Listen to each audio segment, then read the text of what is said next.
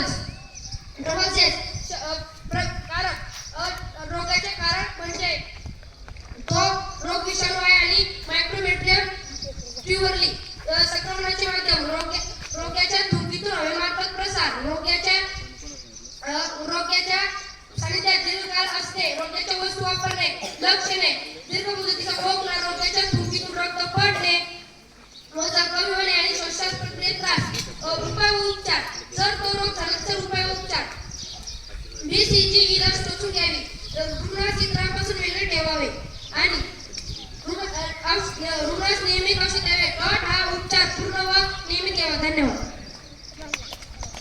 Very good. My name is Shama Shankar Parade. रोगाचे नाव कावीळ, hepatitis